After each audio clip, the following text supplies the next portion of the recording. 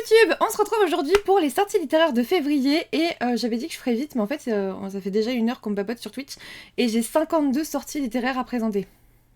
Ouais, 52. J'espère que vous êtes prêts, on va essayer d'avancer tranquillement, mais voilà.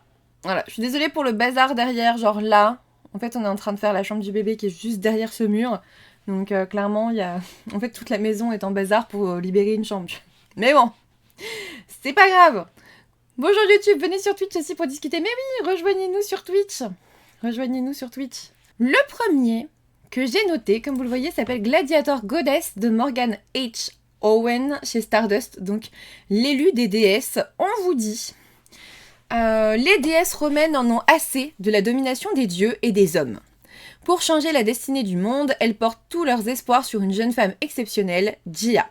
Vivant à Pompéi, elle rêve de devenir gladiatrice, ce qui semble impossible, mais Gia est déterminée. Après des premiers combats glorieux, elle se voit confier la protection de Claudia, la sublime fille de l'empereur Tibère. Alors que le Vésuve gronde, les jeunes filles font face au complot à travers l'Empire, tout comme à leurs sentiments grandissants. Bon, c'est pareil. Des sentiments que les déesses n'avaient pas prévus. En vrai, il a l'air chouette. Il y a un peu trop de mythologie pour moi ces derniers temps, mais... je pense qu'il a l'air sympathique pour tous les gens qui sont intéressés par le côté mythologique, plus Pompéi bien sûr, et le côté très féministe surtout. Je pense que ça va vraiment être pour le coup un récit très féministe. Si les étoiles se taisent de Emma Green chez Addictive, je me suis dit Emma Green on va le noter même si je vais pas y aller.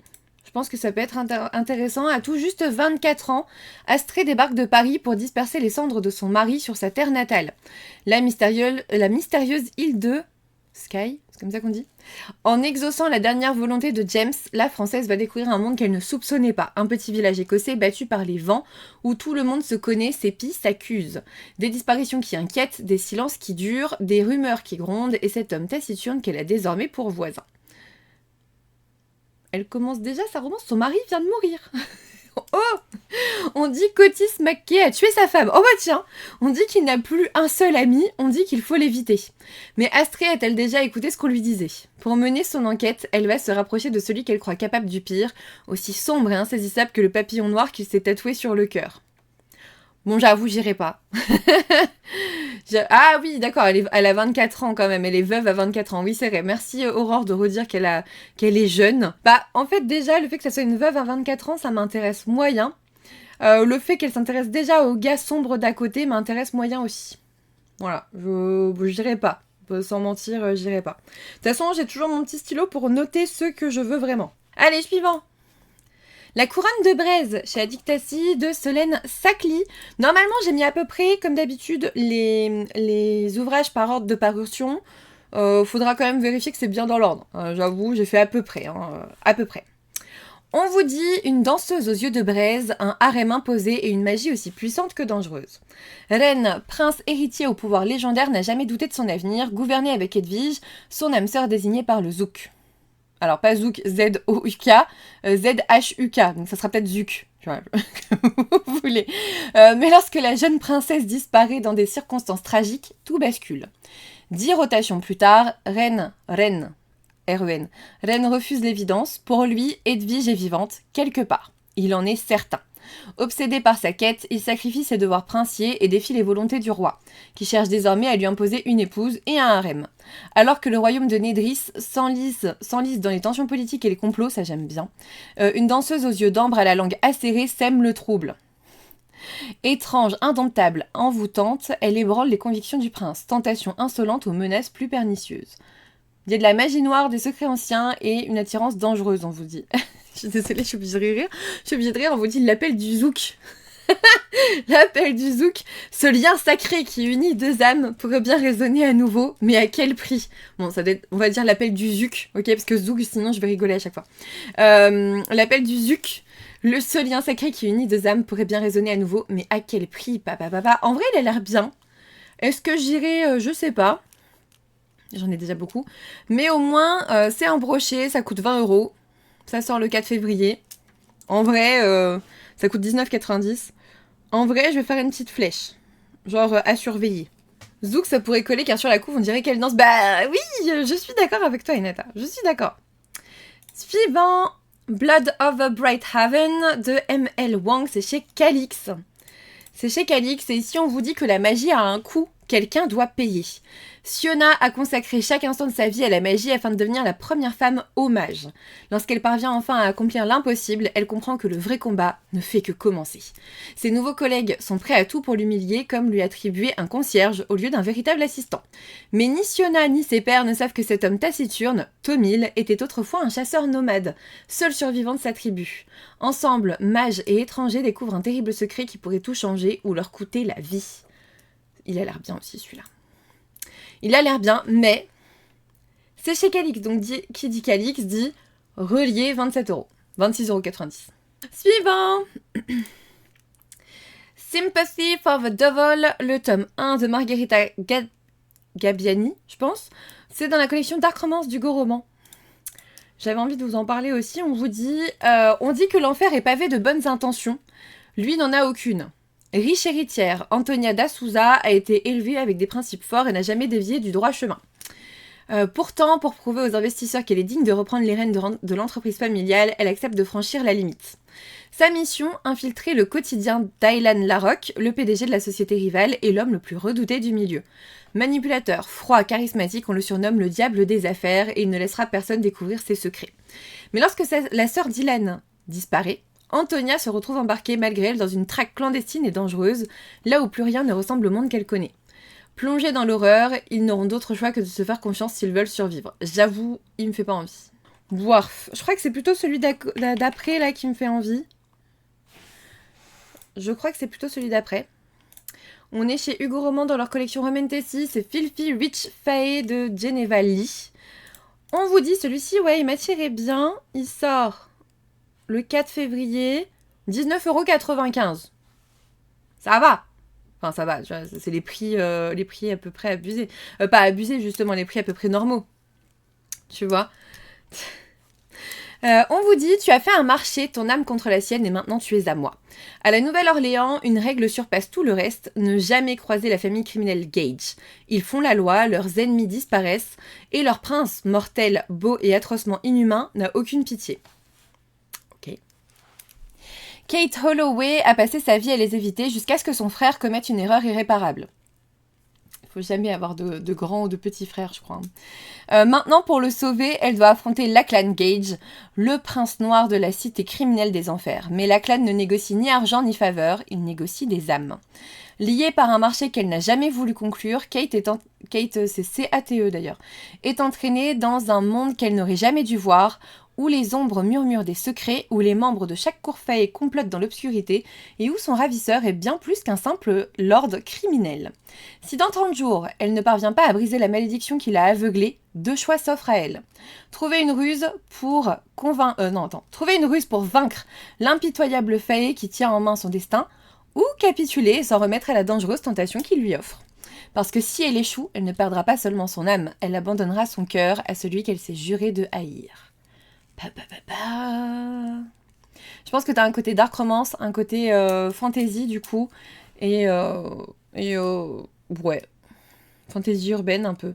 Bon, je mets une flèche parce que celui-ci j'aime bien. Suivant, j'ai noté Book Lovers de Émilie Henry chez Hauteville, qui va être remise un peu à l'honneur avec la sortie du film d'un de ses romans précédents. On vous dit, redoutable agente littéraire new-yorkaise, Nora Stephens ne vit que pour les livres. Après une énième rupture, sa sœur l'embarque pour un mois à Sunshine Falls. Elle connaît le cliché, la citadine accro au boulot, métamorphosée par un séjour dans une jolie petite ville. C'est même devenu un running gag, vu que tous ses ex l'ont larguée en trouvant la bonne dans un décor de comédie romantique.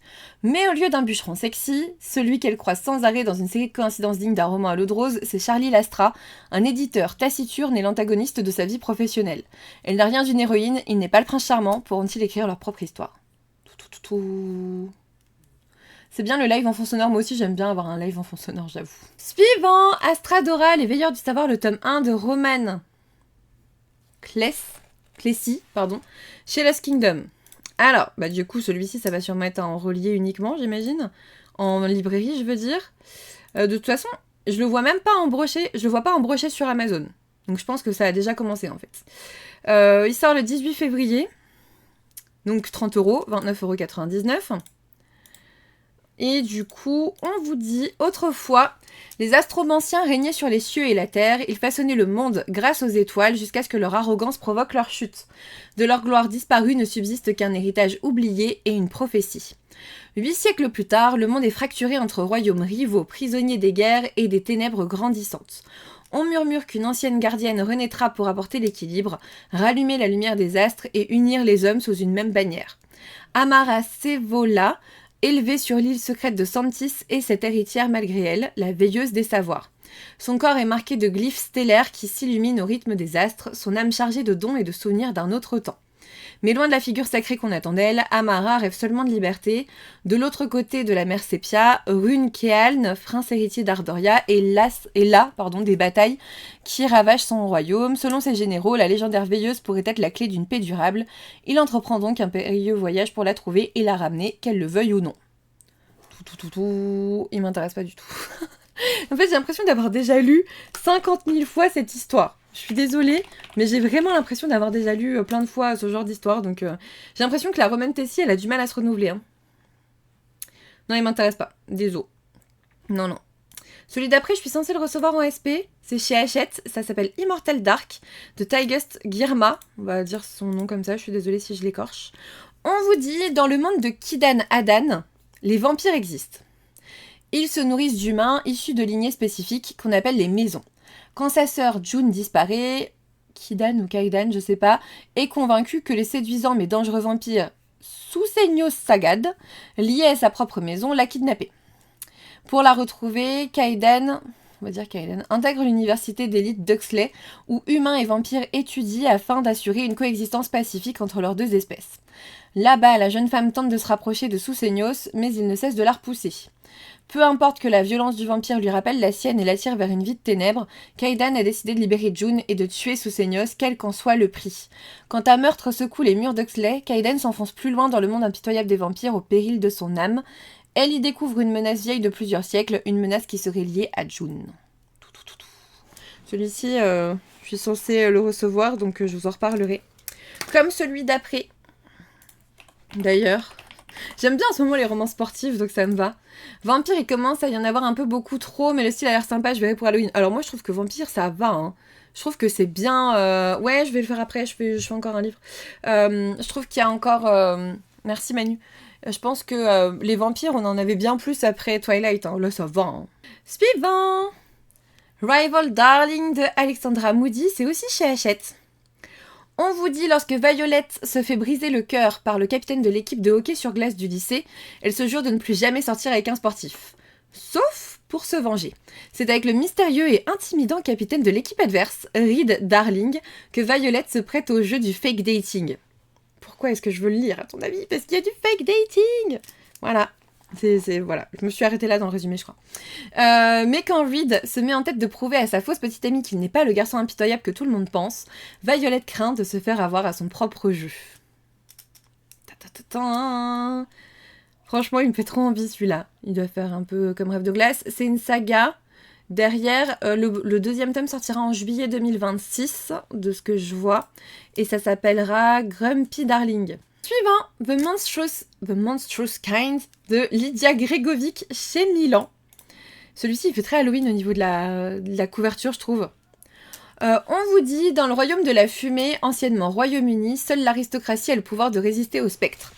Les sires des 12 manoirs régnants et leurs familles ont pour mission de protéger la population et de lutter contre l'avancée du brouillard maudit. Lorsque son père décède soudainement, Merrick Darling, archifille du manoir Darling, est obligée de quitter la saison mondaine à New London pour retourner chez elle. Après les funérailles, Merrick découvre que Norland, le domaine familial, a bien changé. Sa sœur Essie,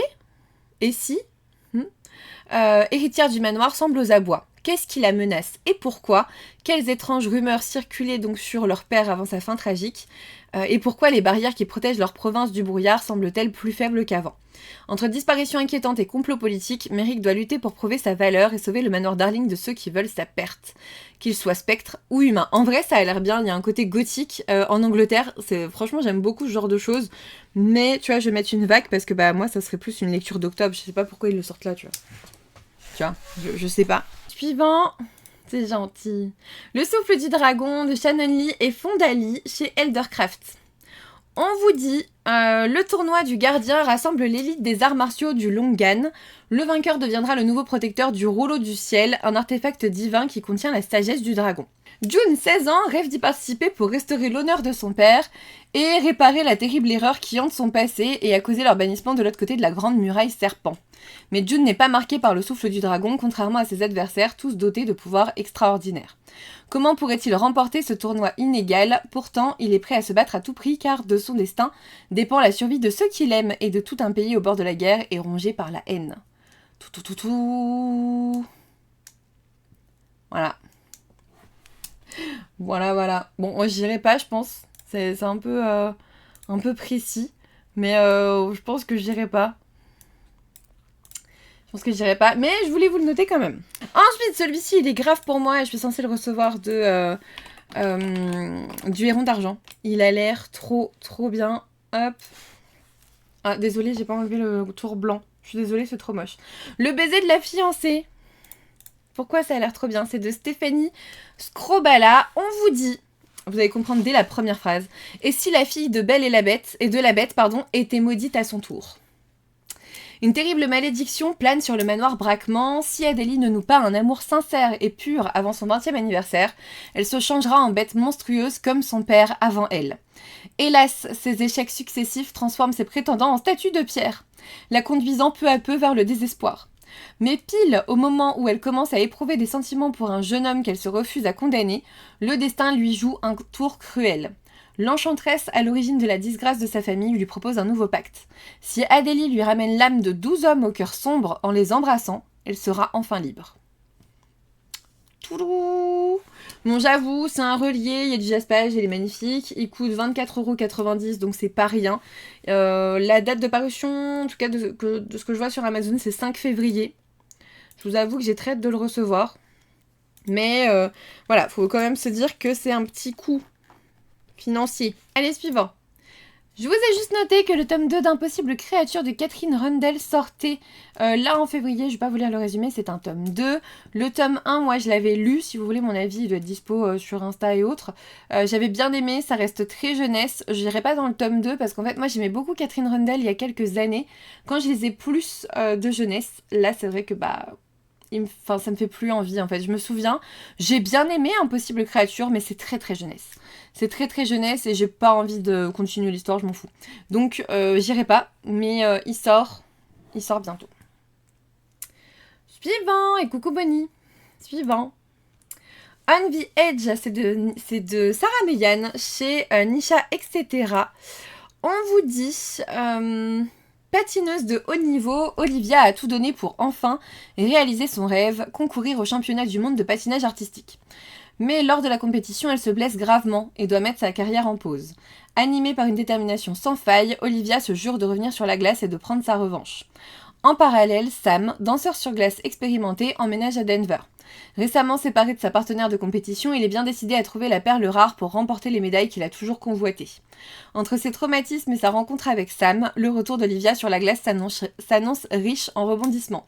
Alors, il a l'air super bien.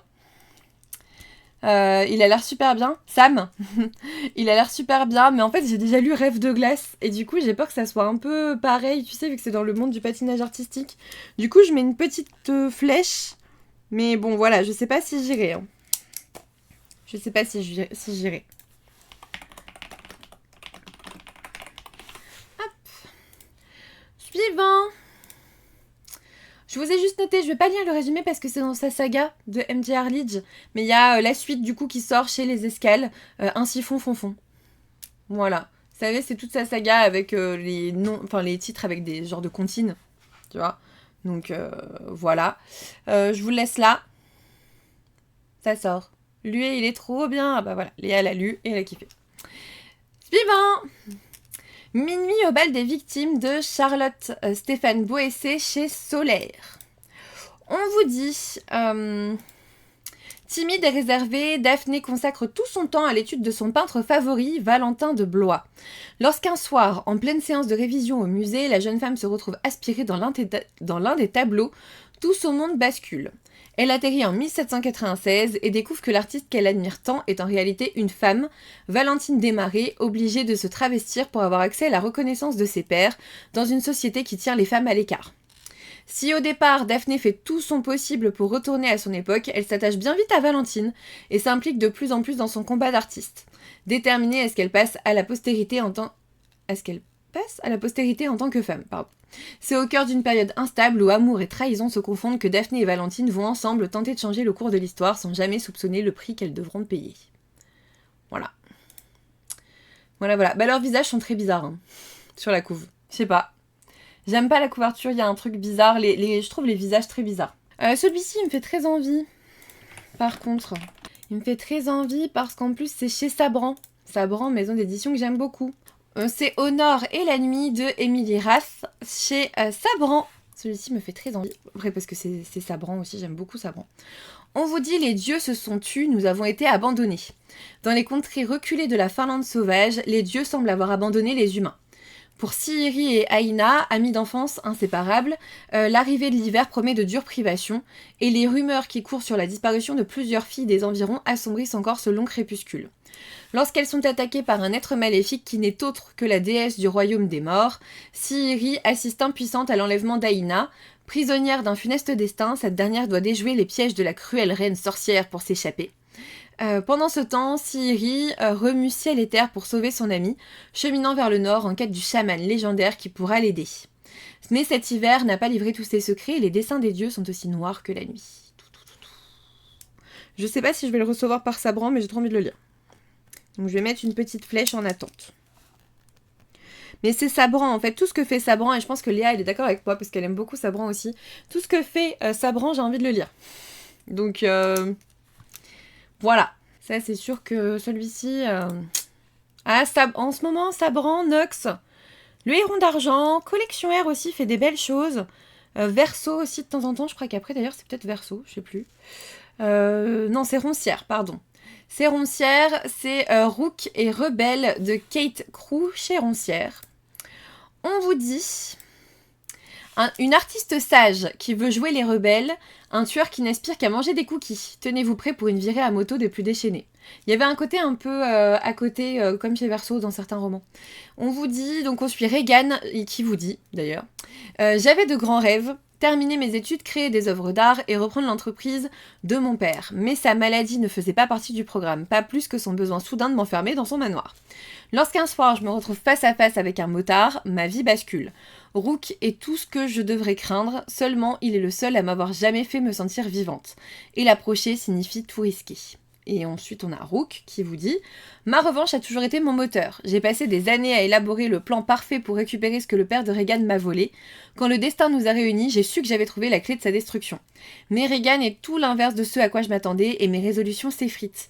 Ce qui était au départ un jeu tordu de représailles se transforme en obsession. Et en gros, il va y avoir la frontière entre l'amour et la vengeance. Voilà. J'irai pas forcément. Je pense pas que j'irai. Parce que j'aime pas les résumés écrits à la première personne, j'avoue. C'est pas trop mon truc. À voir. On verra en fonction des avis peut-être. Tu vois, c'est pas celui vers lequel je vais me précipiter. C'est chez Scrinéo, Échec à la reine de Alierel Ilessi. On vous dit, a-t-on le droit d'aimer quand on doit régner? Terrasoul est dirigée par des reines masquées érigées au rang de divinité. La princesse Viviane est amenée à régner. En attendant, chaque été, ses parents l'envoient loin du pays pour qu'elle puisse vivre encore quelques moments d'insouciance. Elle y rencontre Andreas, à qui elle est forcée de cacher sa véritable identité et ils tombent amoureux. Malheureusement, leurs devoirs respectifs finissent par les séparer car le jeune homme porte lui aussi de lourds secrets. Des années plus tard, Viviane se prépare à défendre son Reynome. Ah oui, son Reynome royaume, ah mais oui, son Reynome en guerre, et se retrouve confrontée au spectre de ses décisions passées. Amour, trahison, complot, pouvoir, un roman magistral porté par de magnifiques personnages. Il a l'air très chouette, Léa, tu nous diras. Il a l'air très chouette. J'ai fait une petite croix. J'ai failli le prendre à Montreuil, mais le temps que je me décide, il n'en avait plus. Ah, c'est vrai? Oh, bah tu verras si tu le prends là. Tu verras. Il y a Luna qui ronfle de ouf. Vous l'entendez pas, je te jure, il y a un gros ronflement d'un coup. Comment un petit chat peut faire un si gros ronflement? C'est pas possible. Allez, suivant, on est à la 21e sortie sur 52, on n'est même pas à la moitié. Queen of Faces, c'est vraiment la sortie Lumen du mois de Petra Lord. C'est chez Lumen, je viens de vous le dire, je suis bête. On vous dit, un démon donne naissance à un ange, un idiot à un génie, et d'un pion naîtra une reine. Prisonnière d'un corps qu'elle n'a pas choisi et qui la tue à petit feu, oulala, Annabelle Gage n'a plus qu'un an à vivre. Son dernier espoir pour obtenir un nouveau corps et en bonne santé, celui-là intégré par Rangon, la prestigieuse école de magie de Kaymor. Mais quand elle échoue à l'examen d'entrée, elle décide en dernier recours de voler un châssis tout neuf au nez et à la barbe des pires criminels du pays. Prise sur le fait par nul autre que le directeur de Parangon, Anna se voit offrir un choix qui n'en est pas vraiment un. Être exécutée pour son crime ou travailler comme mercenaire pour le vieux mage. Et peut-être obtenir une place à l'académie. Touchant du doigt son rêve, elle se résout alors à enchaîner les missions et à faire équipe avec une étrange bande de dangereux renégats. Il a l'air trop bien. Moi je le note, je le veux celui-là. Il a l'air vraiment bien. Je fais une flèche rose. Les flèches roses, ça veut dire il m'attire trop. Il m'attire trop. Qu'est-ce que tu disais, Sky? C'est fou, rien ne m'intéresse pour l'instant, c'est étrange, on verra avec le reste. Ouais. On est qu'au début février là. Hein. On est qu'au début février. Les oubliés de Greenborough. Comment on va dire ça? On va dire ça comme ça. De Sarah Beth Durst, c'est chez Verso. On vous dit, une malédiction qui touche toutes les femmes de la famille d'Elisa la condamne à se transformer en arbre, si elle s'établit durablement en un lieu. Quand elle échoue à Greenborough, où des forces mystérieuses empêchent les habitants de partir, le sort qui touche cette petite ville du Massachusetts risque de la condamner. Pour survivre, elle doit percer à jour les secrets qui l'entourent. En vrai, celui-ci, il a l'air vraiment bien. Celui-ci, il a l'air vraiment bien. Ensuite, j'ai noté Aurore de Nicolas Leclerc chez Seuil, dans leur collection Cadre Noir. On vous dit à la suite d'un AVC qui la laisse paralysée du côté droit, Astrid, 75 ans, n'est plus capable de vivre seule dans sa maison isolée en pleine forêt jurassienne.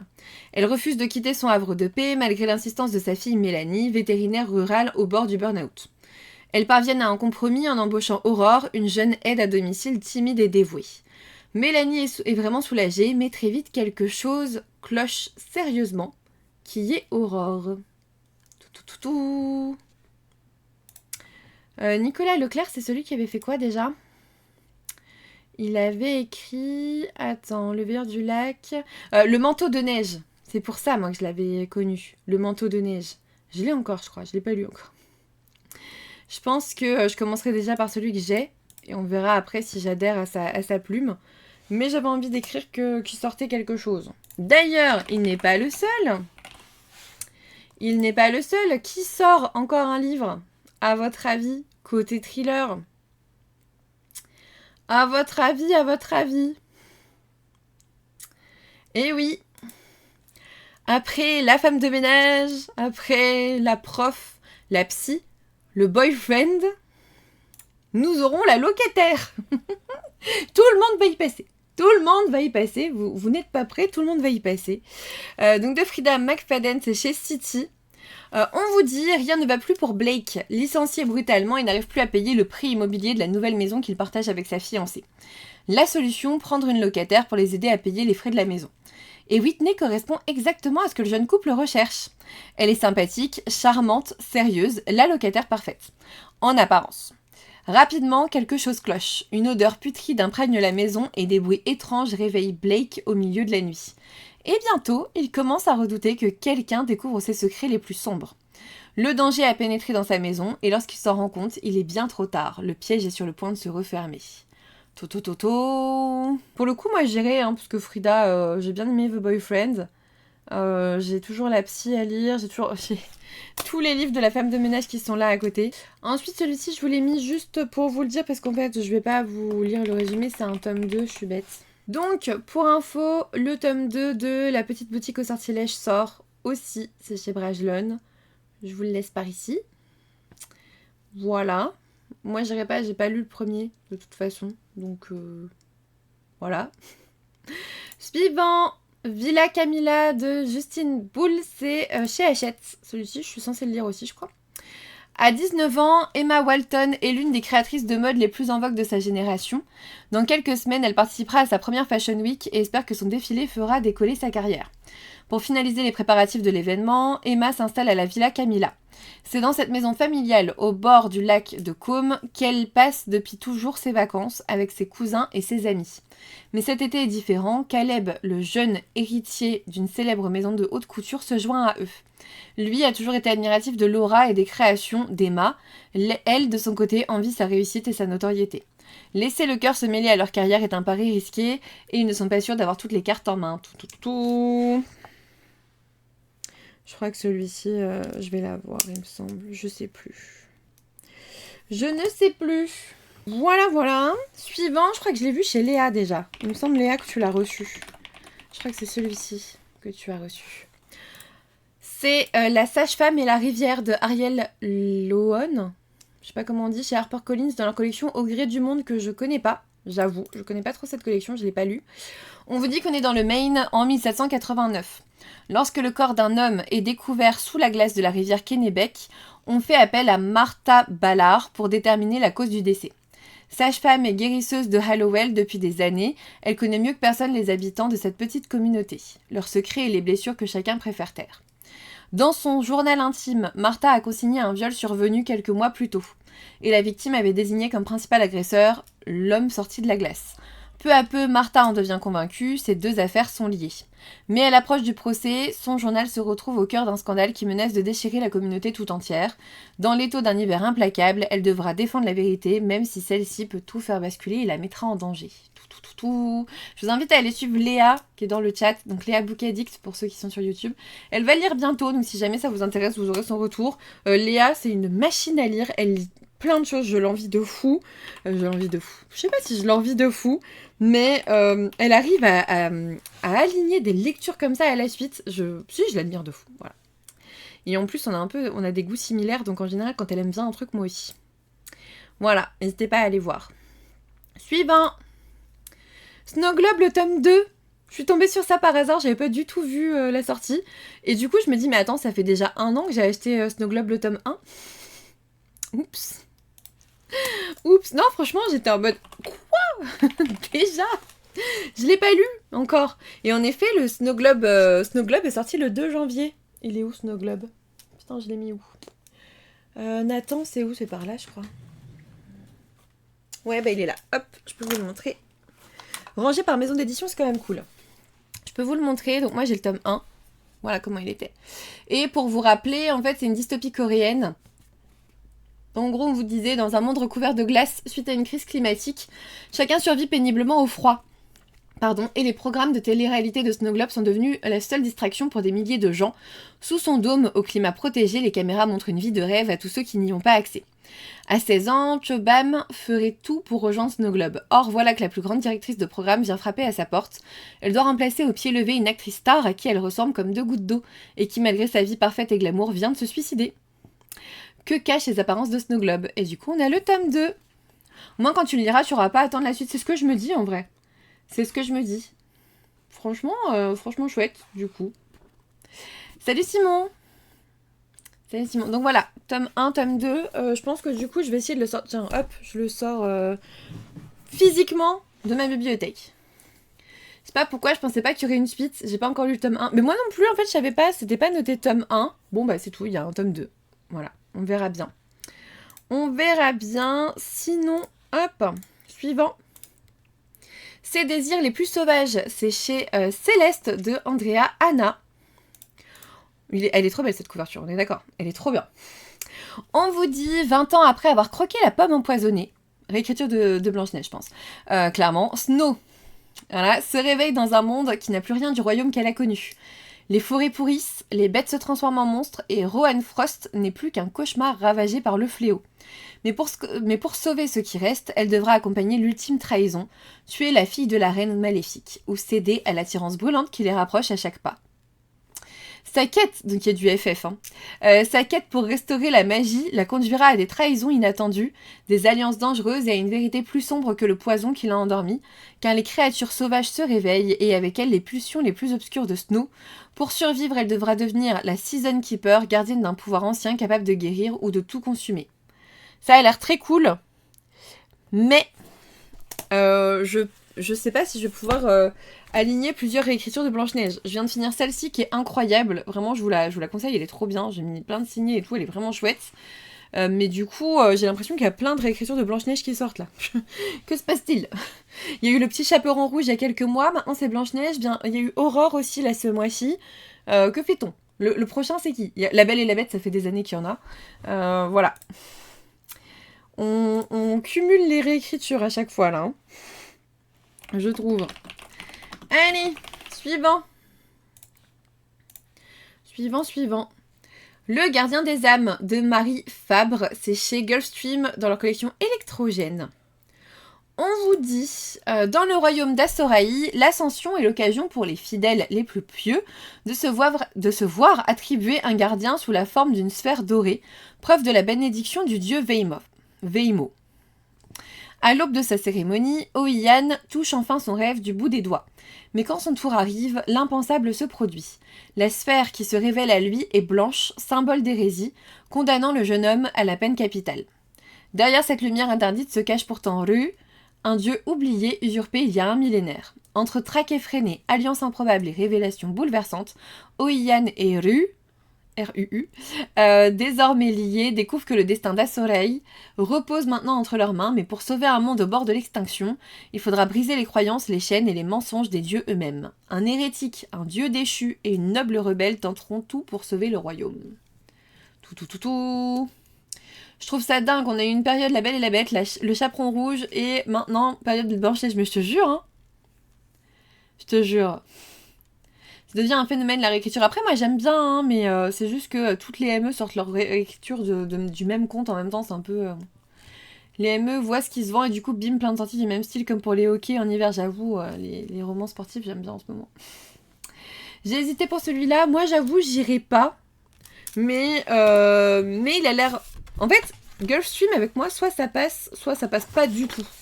Et celui-ci, il est pas forcément dans le genre qui passe. Donc je vais pas y aller. Pour moi, c'est pas pour moi en fait. Je suis pas la cible de ce genre de lecture. Je pense pas. Ensuite, on va chez Roncière à nouveau, L'ennemi de mes rêves de Jenny Williamson. Romance historique, on vous dit. Pour lever sa propre armée, une femme n'a pas d'autre choix que d'utiliser un homme. C'est trop triste.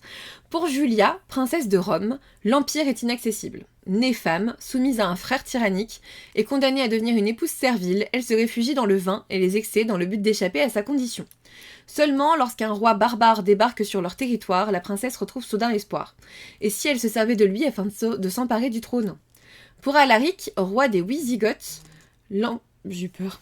Pour Alaric, roi des Wisigoths, l'Empire est l'ennemi. Mais il doit négocier avec l'empereur pour que sa patrie accède enfin aux terres qu'on lui a promises. Sans savoir qu'il se dirige droit vers un piège, ok, c'est la phrase. Vraiment, il y a un point. Sans savoir qu'il se dirige droit vers un piège. Pardon. S'il veut s'en sortir, il n'a pas d'autre choix que d'enlever Julia, la princesse chérie de Rome, et de la retenir en otage. Or, la jeune femme est bien différente de ce à quoi il s'attendait, et elle s'évertue à vouloir faire de lui son allié, quitte à le séduire pour réussir. Moi, je trouve ça pas trop mal, en vrai. Je trouve ça pas trop mal. Je fais une petite flèche. Ensuite, normalement, je vais le recevoir, celui-ci. C'est la maison d'édition Salambo. C'est Nevermind de Lydia Brasington. Donc moi, vous le savez, Lydia Brasington, j'avais beaucoup aimé. J'avais lu Le Murmure des Abîmes qui était très chouette. J'avais lu Le Tisseur du Roi, le tome 1 était très chouette, le tome 2 était long. J'ai pas aimé. Mais Lydia Brasington, pour le coup, j'aime bien ce qu'elle fait en général, donc j'étais très curieuse. Et du coup, ils m'ont proposé de le recevoir, donc on va voir. Comme j'ai déjà lu l'autrice, c'est plutôt cool. C'est une maison d'édition que je vais découvrir avec ce livre. On vous dit, fuir, oublier, recommencer, c'est tout ce que Liora voulait en arrivant en Louisiane. Mais certains passés refusent de se laisser enterrer et certaines rencontres changent tout. Lorsqu'elle croise Ezra Veil, un jeune professeur aussi fascinant qu'insaisissable, c'est d'abord la peur qui s'invite, puis quelque chose de plus trouble, de plus profond. Entre eux, les silences pèsent plus fort que les mots et les regards dévoilent ce que chacun tente désespérément de cacher. Lui, l'homme qui observe pour comprendre, elle, la fille qui se cache pour survivre. Deux êtres brisés qui se frôlent au bord du gouffre, attirés l'un vers l'autre par une force qu'ils ne maîtrisent plus. En gros, on m'a dit Dark Academia et probablement un peu de Dark Romance. Lydia Brasington fait pas forcément de la Dark Romance, donc j'avais envie de la découvrir dans ça. On vous parle plutôt de romance psychologique, pour le coup, mais je sais qu'il y a de la Dark Academia dedans. Et du coup, ça m'attire bien. Ça sort le 26 février, donc on a un peu de temps. Ouais, la couve fait très gothique. Par contre, j'ai pas le nombre de pages. J'ai pas le nombre de pages. Et derrière, en 4ème de couverture, ils ont l'intensité Salambo. On est à 3 sur 5. Ça va. Tu vois. Sans requin cette fois, oui. Sans requin. Donc ça, voilà. Ensuite, c'est quelque chose que vous attendez tous depuis des années. Perso, je sais même pas si je vais y aller parce que le tome 1, je l'ai lu à sa sortie il y a super longtemps. Nevermore, le tome 4, partie 1, qui sort enfin, de Jessica Townsend. Moi, j'avais rencontré Jessica Townsend lors d'un brunch avec Pocket Jeunesse lors de Montreuil, du Salon du Livre et de la Presse Jeunesse. Elle est trop gentille. Le brunch, c'est un super souvenir. C'est l'une de mes meilleures rencontres auteurs avec maison d'édition. C'était vraiment super chouette. Mais c'était il y a super longtemps maintenant. Donc je sais pas. Pour moi, il faudrait vraiment que je relise le tome 1. Là, c'est sûr que j'irai pas. Et comme Valentine le dit, clairement, je vais attendre que la saga soit terminée, soit publiée pour continuer parce que ça me saoule en fait. Voilà. Suivant. La cour des corbeaux, le tome 1. Alors, pour Corrigan, c'est pas contre eux, mais à chaque fois qu'ils nous annoncent des sorties, des fois c'est pour le mois d'après. Genre les sorties que je vous ai annoncées en janvier, finalement elles sortent en février. Donc à l'occasion ça sortira en mars, m'en voulez pas, on sait jamais en fait. Donc ça m'énerve. Le serment des ailes noires de Liv Zander chez Corrigan, c'est les seuls à faire ça. Hein. On vous dit, perchés entre les branches et les ombres, nous observons, nous complotons, nous nous battons pour un royaume oublié et abandonné. Jusqu'à ce que nous l'arrachions avec nos griffes, notre prisonnière, notre pion, notre jouet. Elle est innocente et pure, fragile et sans défense, mais tellement coupable par le sang. Elle nous traite de bêtes, méchantes et maléfiques, vicieuses et cruelles. Nous sommes tout cela et pire encore. L'un d'entre nous lui offre un abri sous ses ailes, murmurant des promesses de plaisir à la recherche de la rédemption. L'autre aspire à la briser en 1000 morceaux, lui murmurant des promesses de douleur à la recherche de vengeance. Prisonnière entre nos plumes, elle endure nos désirs dérangés, nos secrets, nos mensonges, nos plans tordus. C'est trop bizarre. Se rendra-t-elle à notre obscurité ou se battra-t-elle pour un destin qui lui échappe de plus en plus? Bienvenue à la cour des corbeaux, petite colombe. Qu'est-ce que je viens de lire? Qu'est-ce que je viens de lire là? Je vais pas y aller. Rien que le résumé, il me met mal à l'aise. Rien que le résumé... Bon, vous l'avez compris, ça sera février ou mars, hein, j'imagine. The Conditions of Will de Jessa Hastings, c'est chez Hugo Roman. On vous dit Georgia Carter, étudiante en master de sciences comportementales et en psychologie clinique à Cambridge, et c'est là que je me suis dit, celui-ci, j'aime déjà bien. Également experte en détection de mensonges et en langage corporel, s'était distanciée de sa famille fortunée de Caroline du Sud, perçue comme exaspérante et bornée. Suite à une brouille survenue des années auparavant, un fossé profond séparait Georgia et son frère homosexuel et alcoolique de leurs parents et de leurs aînés. Cependant, au décès soudain de leur père, Georgia retourne aux États-Unis pour les funérailles où elle rencontre Sam Penny, le parrain AA de son frère. Au cœur des tensions, des drames et des révélations de cette réunion familiale, Georgia et Sam ressentent une attirance immédiate. Et c'est son frère, non? C'est pas ça qu'ils ont dit? Ah non, elle rencontre Sam le parrain. Ah, putain. J'étais partie sur Sam, c'est son frère, mais non. Son frère est mort. Non, son père est... Attends. Son frère, homosexuel alcoolique. Son père meurt, elle va aux États-Unis à l'enterrement de son père, et elle rencontre le parrain alcoolique anonyme de son frère. C'est bon. Et Sam, attirance immédiate, du coup. Ok, c'est bon, j'ai remis tous les wagons. Quand je vous dis qu'ils aient troubles de l'attention en ce moment, c'est compliqué. Néanmoins, le frère de Georgia éprouve également des sentiments pour Sam. Et Georgia souhaite éviter de blesser sa famille. C'est là que ça va devenir compliqué. Lorsque le testament de leur... Il y a quand même un truc chelou. Hein. Lorsque le testament de leur père révèle un legs surprenant à un inconnu, la capacité de Georgia à décrypter les comportements devient essentielle pour comprendre les secrets du passé de son père. L'équilibre familial précaire est menacé, les secrets anciens et récents risquant de les mener au point de rupture. Particulier. Je sais pas si j'irai, je sais pas. Il coûte 19,95 €. Et j'ai pas le nombre de pages. Voilà. Particulier. Mais en fait, moi, c'était vraiment le côté, elle arrive à décrypter, elle fait de la psycho et tout, ça a l'air cool. Là, bon, être en compétition avec son frère pour le même mec, bof. Je suis pas méga à fond dans ça, quoi. Allez, suivant, j'essaye d'avancer, on est à la 36e. C'est Silence que l'on regrette de A.J. Brookmith, je sais pas comment on dit son nom, je suis désolée. Chez Hugo Roman, on vous dit, derrière son masque de chirurgienne rigoureuse, Eugénie Martins tente de se reconstruire loin de ce qu'elle a laissé derrière elle. Trop sensible, trop impliquée, trop amoureuse, c'est ce qu'on lui a toujours reproché. Alors elle s'est jurée de n'attendre plus rien de personne, elle quitte sa Provence natale pour l'hôpital de Twin Lakes, au cœur des cimes glacées de l'Alaska, dans l'espoir d'oublier ses échecs, jusqu'à Alfie Miller. Brillant, réservé, troublant, Alfie est lui aussi chirurgien. Son calme cache un fardeau dont il ne parle jamais, entre eux l'attirance est immédiate, irrépressible, leur premier face-à-face a laissé des cicatrices et pourtant ni l'un ni l'autre n'a réussi à tourner la page. Je vais pas plus loin, je trouve que le résumé il est énorme. Donc voilà. C'est un tome compagnon, c'est pas un tome 2, ça c'est sûr, mais c'est par rapport à ces mots que nous taisons, je pense. En tout cas, si c'est un tome 2, ils l'ont pas précisé, donc je suis désolée. Mais ouais, c'est peut-être un tome compagnon. Ensuite, en vrai, il y en a moins qui m'intéressent en février qu'en janvier. Ça, c'est déjà pas mal. Suivant, Our Vicious Lies de Lila Mars chez Hugo Roman. Décidément, je suis que chez Hugo, là. Quand prétendre s'aimer est la plus dangereuse des missions. Bella, alias Wheeler, le sait mieux que quiconque, mentir peut sauver. Ou détruire. Elle l'a appris au sein de la VEX, une section spéciale des services de renseignement britanniques où elle a été façonnée pour devenir une arme invisible. Mais derrière l'espionne redoutable demeure aussi une fille aînée qui porte le poids d'un foyer en ruine. Oui, c'est ça, Lila Mars, c'est The Perfect Match, tout à fait. Sa nouvelle mission, s'introduire dans le cercle fermé d'une famille aussi puissante que corrompue, en se faisant passer pour l'épouse d'un autre espion. Pas n'importe lequel, l'agent Camari, brillant, implacable, terriblement fascinant. Celui qu'elle connaît depuis qu'elle a intégré la VEX, où il était son jeune et insupportable mentor, avant qu'un sombre événement ne les lie. Aujourd'hui, ils doivent convaincre leur cible qu'ils s'aiment, tout en luttant contre ce qui risque de se réveiller entre eux. Alors je suis désolée, mais c'est du fake dating avec des espions des services de renseignement britanniques. Évidemment que j'y vais. Juste, j'arrête là pour le résumé. Évidemment, je vais y aller, en fait. Je suis obligée. Pas le choix. Vraiment. En plus, Lila Mars, moi, j'avais beaucoup aimé ce qu'elle avait fait avant. Donc, par contre, attention, 696 pages. Pas vaste. Le suivant... J'ai noté The Last Gods de Inès Eck, le tome 1. C'est chez... Attends, je réfléchis. C'est chez... Je vais chercher, en fait, je sais plus. C'est chez Hachette ? Je l'ai pas vu chez Hachette.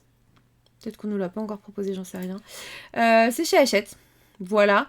On vous dit, ils se battent comme des ennemis, ils s'attirent comme des amants.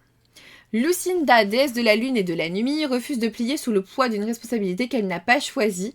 Pour échapper à son destin, elle quitte Athésea et se réfugie sur Terre, où elle goûte enfin une liberté fragile mais précieuse.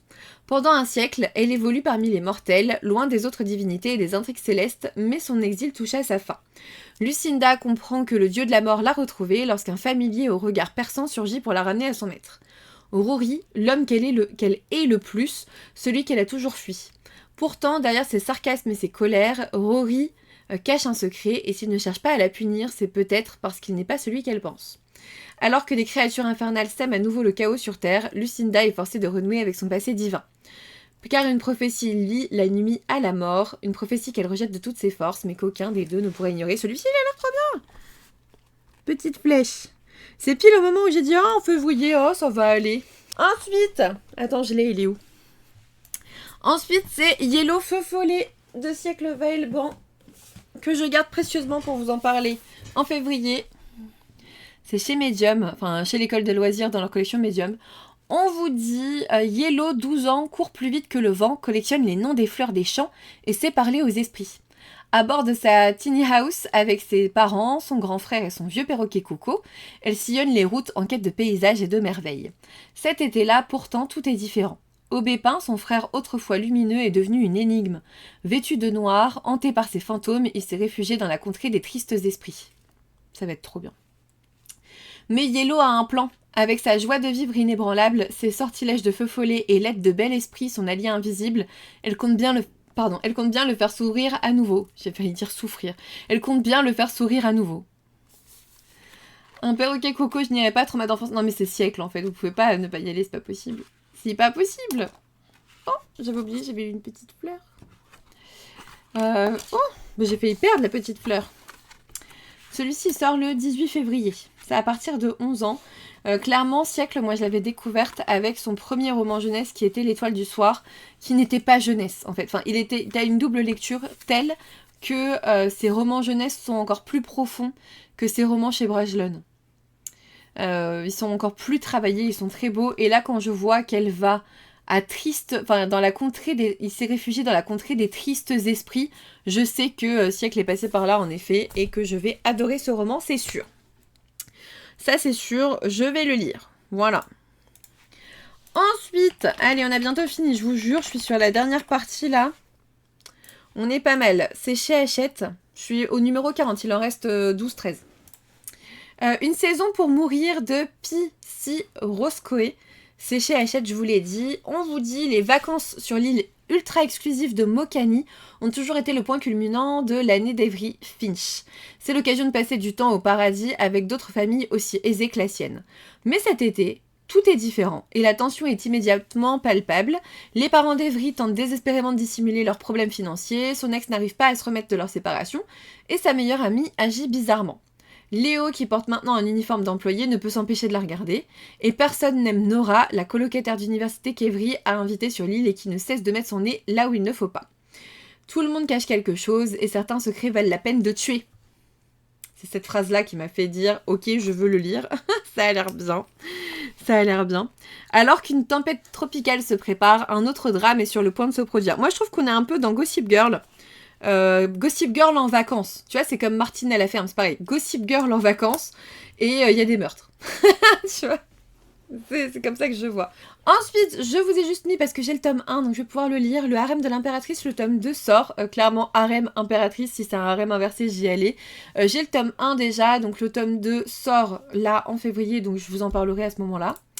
Mais aussi, Seule la mort attend la vilaine, le tome 8, saga chouchou, génial. Niveau webtoon, allez-y. Mais aussi le roman de Seule la mort attend la vilaine, donc de Gwon Egyeol, ça sort chez Kotoon, et celui-ci, j'espère le recevoir franchement, parce que Seule la mort attend la vilaine est un webtoon que j'aime tellement, et l'histoire me plaît tellement, que je pense que la lire en roman serait génial. Je pense que c'est génial. Donc voilà. Voilà, je pense que ça vaut vraiment le coup, et j'ai hâte. J'ai hâte. Non, il y a un tome 9, hein. C'est pas du tout le dernier. Il y a un tome 9 en Corée. Et de toute façon, franchement, pour avoir avancé à fond dans l'histoire, on n'est pas à la fin. J'aime d'amour. Et j'ai pas lu la fin en plus, donc. J'aime d'amour ce webtoon, ah ouais, moi aussi. Je vais lire le roman pour tenter l'aventure. Franchement, je suis sûre qu'il est chouette. Là où les étoiles filantes tombent, le tome... J'ai peur de dire une bêtise, 4. Ouais, tome 4 sort aussi chez Kotoon. Et I Don't Trust My Twin, tome 4, évidemment. Regardez cette illustration. Ah, j'aime trop. Je le veux, j'en ai besoin. C'est un besoin. J'adore ce webtoon, il est trop bien.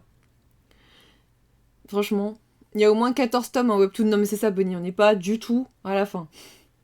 Ah, j'adore ce webtoon là, franchement foncez, et cette illustration là me fait dire que je vais aimer, voilà, c'est sûr.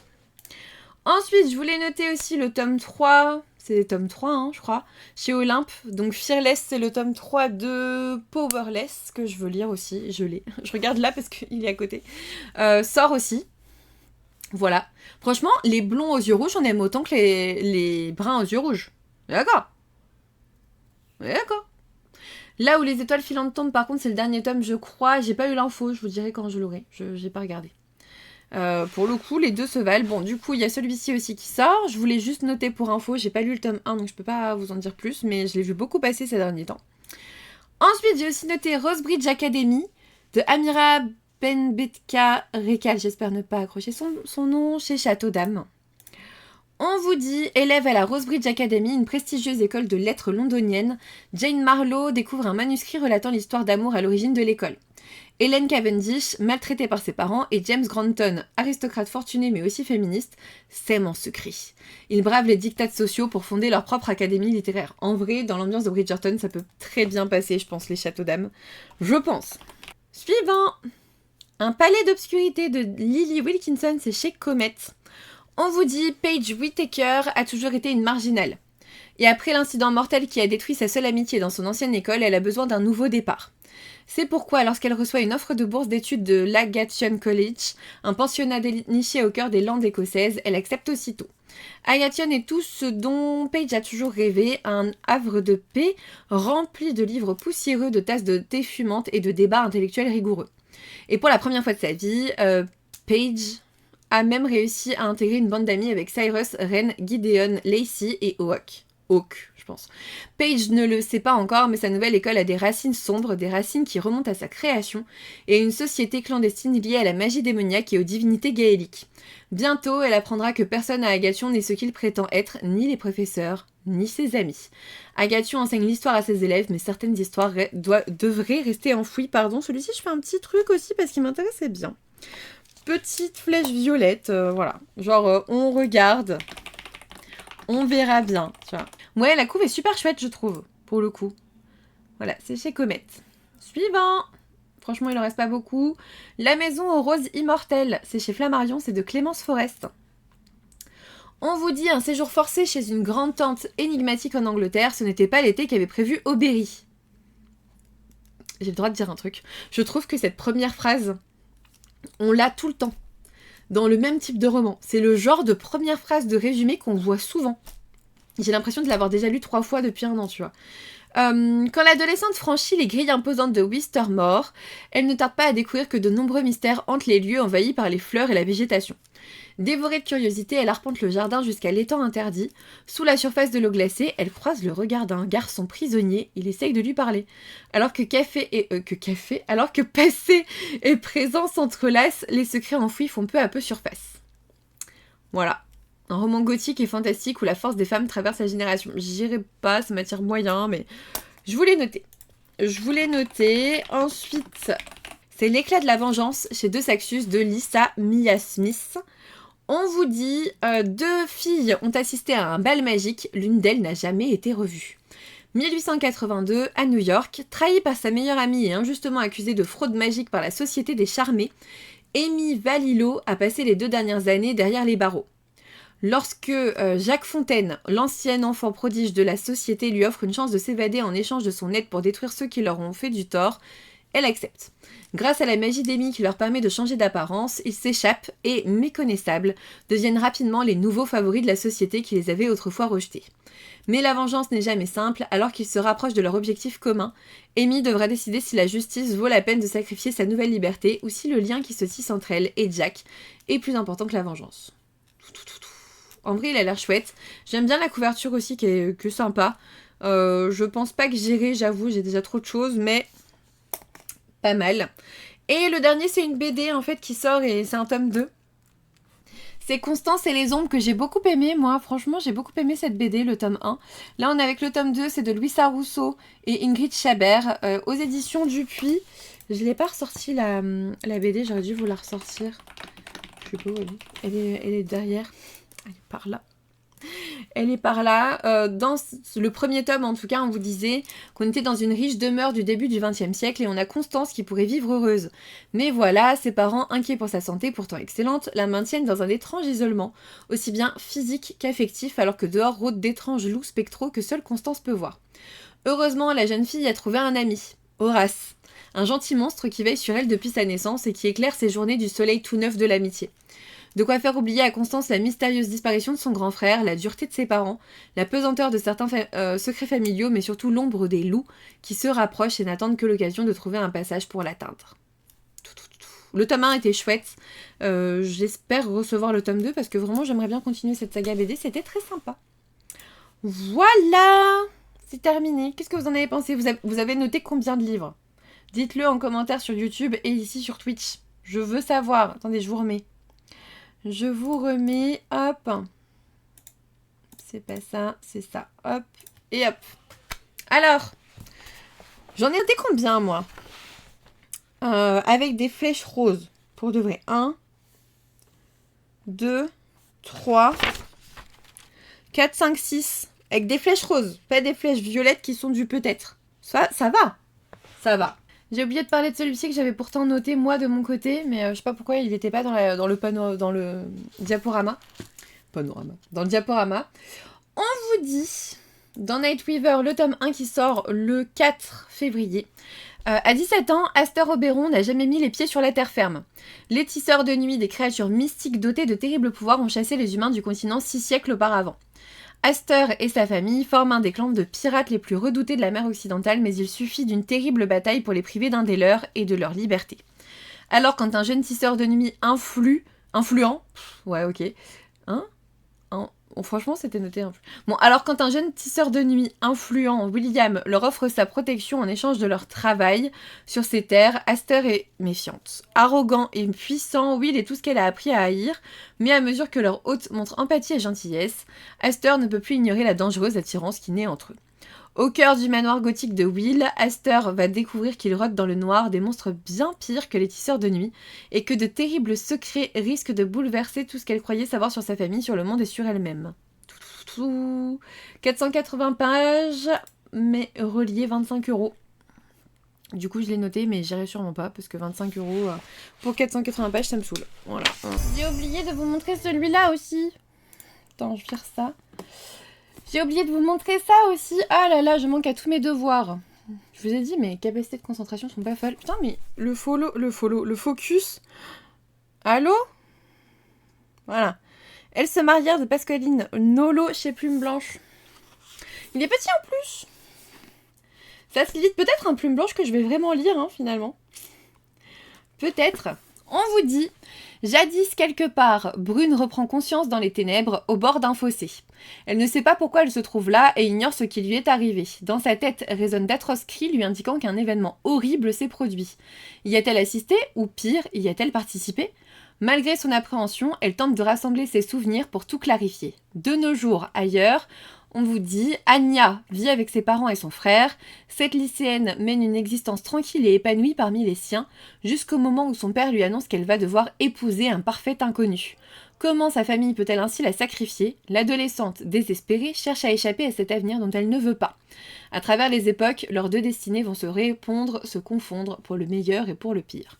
Il est tout petit, en vrai, il fait 228 pages. Je pense que je vais essayer de le lire. Je vais le mettre dans ma pile à lire de février, tiens. Allez.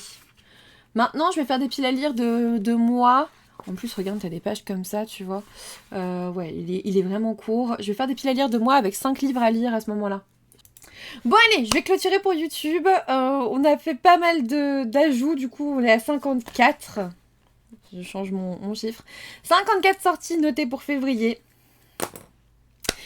Bon courage, joyeux Hunger Games à tous. N'hésitez pas à me dire en commentaire les sorties que vous avez notées. Si j'en ai oublié, comme sur le chat sur Twitch, n'hésitez pas à me le mettre sur YouTube.